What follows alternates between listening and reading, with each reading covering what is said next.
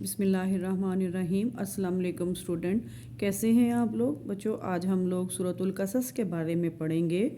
قصص قصہ کی جمع ہے اور قصہ جو ہے وہ قصاص سے لیا گیا ہے۔ قصاص کا مطلب ہوتا ہے بدلہ یا انتقام، ٹھیک ہے۔ سورۃ القصص مکی صورت ہے، اس میں 88 آیات ہیں اور یہ پارہ نمبر 20 میں ہے، ترتیبی نمبر 28 ہے، منزل 5 میں واقع ہے اور اس کے 9 رکوع ہیں۔ اس کا ہم تعارف پڑھ لیتے ہیں۔ سورۃ القصص مکہ مکرمہ میں نازل ہونے والی آخری صورت ہے، کیونکہ اس کی آیت 85 اس وقت نازل ہوئی تھی جب حضرت محمد رسول اللہ خاتم النبیین صلی اللہ علیہ وعلیٰ آلہ و اصحابہ وسلم ہجرت کی غرض سے مدینہ منورہ کے لیے روانہ ہو چکے تھے، ٹھیک ہے۔ سمجھ آ گئی کہ یہ جو صورت ہے یہ مکہ مکرمہ میں آخری نازل ہونے والی صورت ہے۔ اس کی وجہ یہ ہے کہ اس کے بعد آپ صلی اللہ علیہ وآلہ وسلم مدینہ منورہ روانہ ہو گئے تھے ہجرت کر کے۔ اس صورت کی آیت 25 میں، ٹھیک ہے، آیت نمبر جو 25 ہے نا، اس میں لفظ جو ہے القصص آیا ہے، اسی وجہ سے اس کا نام سورۃ القصص رکھا گیا ہے۔ اب اس کا خلاصہ دیکھ لیتے ہیں۔ سورۃ القصص کا خلاصہ حضرت موسیٰ علیہ السلام کا ذکر کر کے حضرت محمد رسول اللہ خاتم النبیین صلی اللہ علیہ وعلیٰ آلہ و اصحابہ وسلم کی رسالت اور آپ کی دعوت کی سچائی کو ثابت کرنا ہے۔ اب ہم اس کے مضامین کو دیکھ لیتے ہیں۔ تو مضامین پڑھاتے ہوئے میں اس کے جو تفصیلی سوال کے پوائنٹس ہیں وہ بھی مینشن کرتی جاؤں گی، آپ لوگ پینسل کے ساتھ انڈر لائن کر لیجئے گا۔ پہلا پوائنٹ بن رہا ہے سورۃ القصص کے 5 رکوع۔ سورۃ القصص کے پہلے 5 رکوعوں میں بہت تفصیل کے ساتھ کس کا ذکر ہے؟ حضرت موسیٰ علیہ السلام کا واقعہ بیان کیا گیا ہے۔ قرآن مجید میں پچھلے انبیاء کرام علیہ السلام میں سب سے زیادہ تفصیل کے ساتھ حضرت موسیٰ علیہ السلام کا ذکر ہے، کیونکہ حضرت موسیٰ علیہ السلام کے اگلا ٹاپک جو ہے وہ حضرت موسیٰ علیہ السلام کے حالات ہیں۔ حالات زندگی کی حضرت محمد صلی اللہ علیہ وسلم کی سیرت طیبہ کے ساتھ کئی چیزوں میں مشابہت تھی، مطلب یہ کہ آپ صلی اللہ علیہ وآلہ وسلم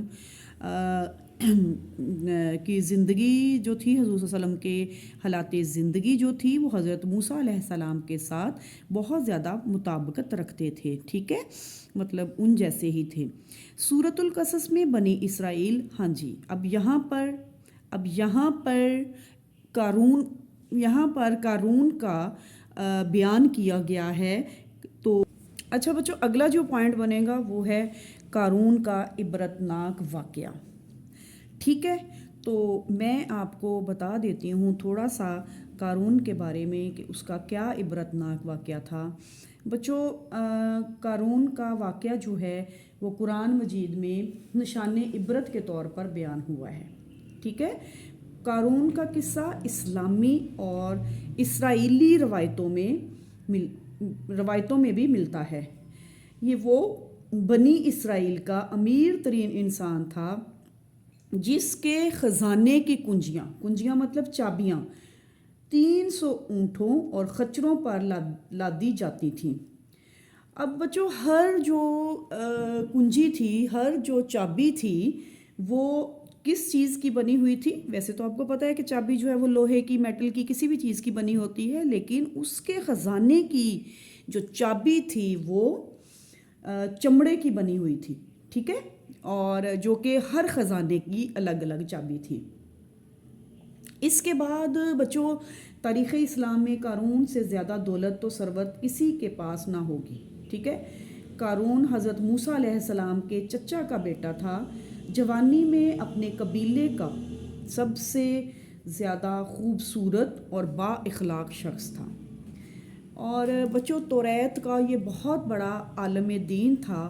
توریت کو جو ان کی کتاب تھی اس کو بہت خوبصورتی کے ساتھ وہ پڑھتا تھا۔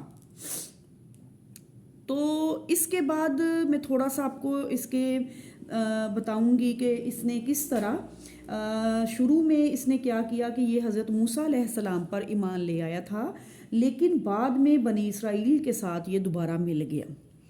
ٹھیک ہے، تو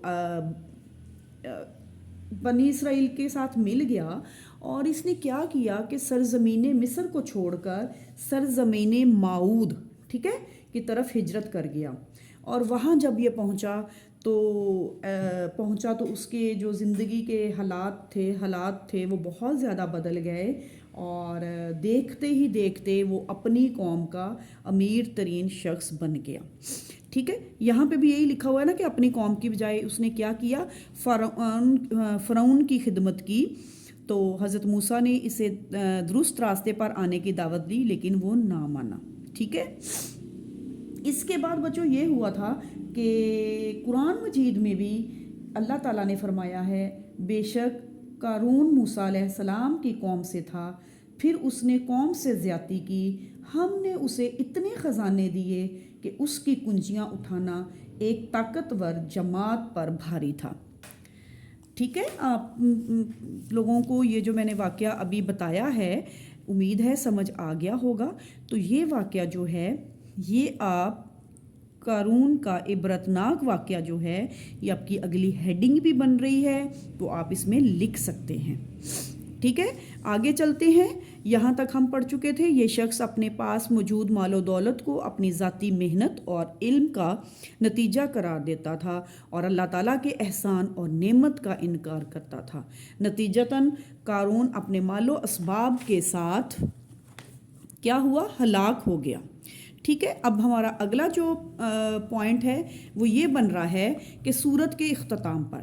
اچھا بچوں، سورت کے اختتام پر یہ ہوا تھا کہ حضرت محمد رسول اللہ خاتم النبیین صلی اللہ علیہ وعلی آلہ وصحبہ وسلم کی امت کو خصوصیت کے ساتھ یہ تلقین کی گئی ہے کہ اللہ تعالیٰ کے سوا کسی کی عبادت نہ کریں. ٹھیک ہے، آگے ہم چلتے ہیں اس کے علمی و عملی نکات پر. سورۃ القصص کے مطالعہ سے جو اہم علمی و عملی نکات معلوم ہوتے ہیں ان میں سے کچھ یہ ہیں. نمبر 1 ہے، ظالم لوگوں کو تقسیم کر کے ان پر حکومت کرتے ہیں. علم و حکمت اور علم اللہ تعالیٰ کی خاص نعمت ہے جو خاص بندوں کو عطا ہوتی ہے. ہدایت صرف اللہ تعالیٰ کی توفیق سے حاصل ہوتی ہے، اس لیے ہمیں اللہ تعالیٰ سے ہدایت کی دعا کرتے رہنا چاہیے. دنیا کی نعمتیں اور ساز و سامان آخرت کی بہترین اور ہمیشہ باقی رہنے والی نعمتوں کے مقابلے میں کوئی حیثیت نہیں رکھتی. اللہ تعالیٰ نے ہمارے لیے دن اپنا فضل یعنی رزق تلاش کرنے اور رات کو آرام کرنے کے لیے بنائی ہے. ہمیں اپنے علم اور صلاحیتوں پر اترانا نہیں چاہیے کیونکہ یہ سب اللہ تعالیٰ کا فضل ہے. اللہ تعالیٰ کو ناراض کر کے کمایا ہوا مال ہلاکت اور بربادی کا سبب بنتا ہے. آخرت کا گھر ان پرہیزگاروں کے لیے ہے جو زمین میں نہ بڑھائی چاہتے ہوں اور نہ فساد. اللہ تعالیٰ کی ذات کے سوا ہر چیز ہلاک ہونے والی ہے.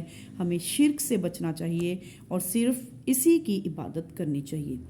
بچوں اب ہم اس کی ایکسرسائز پر آ گئے ہیں، تو آپ اپنی کتاب کا صفحہ نمبر 114 اوپن کر لیں. اچھا بچوں، یہ بھی جو سورت ہے سورۃ القصص، اس کی بھی آیات کا ترجمہ آپ کے سلیبس میں شامل نہیں ہے.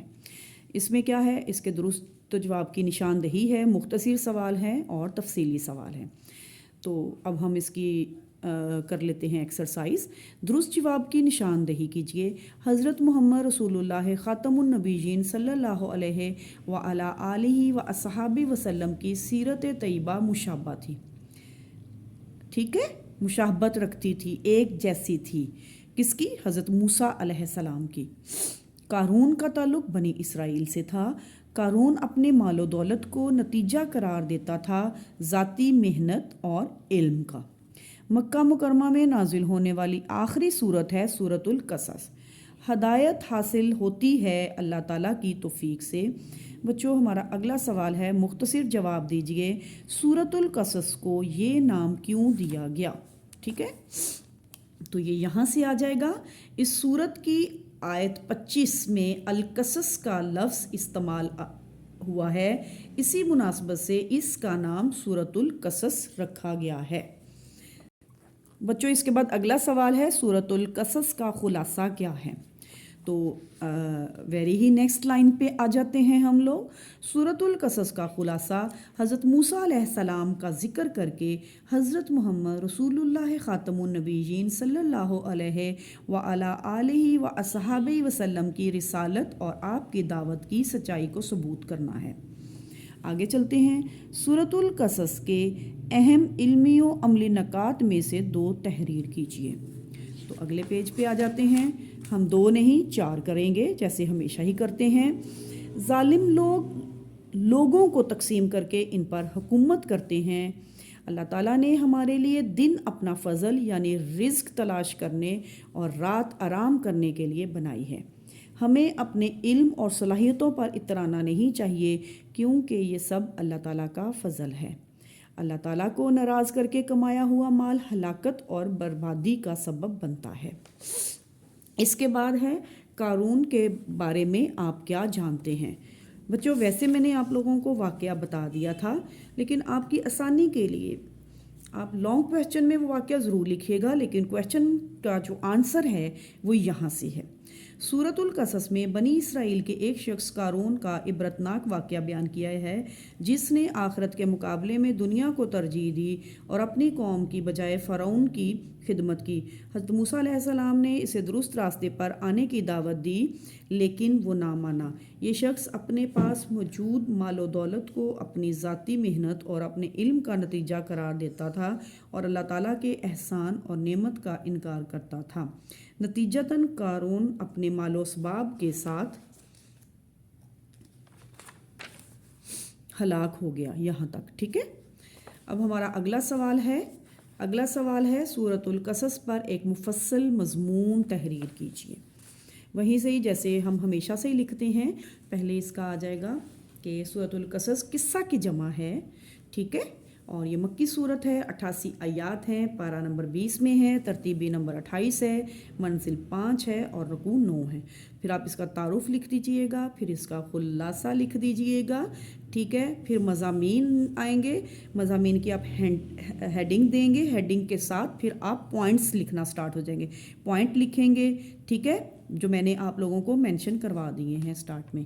उम्मीद है आपको आज की सूरतुल कसस जो है वो अच्छी तरह समझ आ गई होगी। इस वीडियो को लाइक कीजिए, शेयर कीजिए, सब्सक्राइब कीजिए और ज़्यादा से ज़्यादा देखिए ताकि आप लोगों को समझ आ जाए। नेक्स्ट वीडियो के लिए अल्लाह हाफिज़।